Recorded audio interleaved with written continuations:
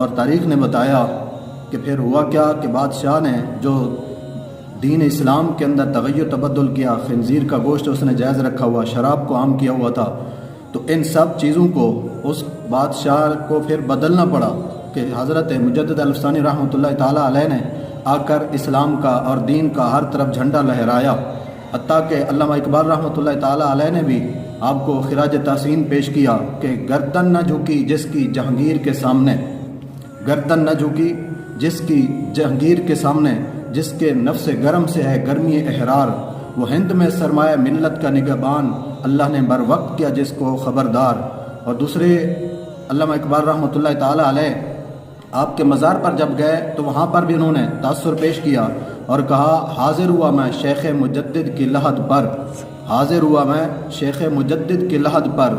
کہ وہ خاک ہے زیر فلک مطلع انوار۔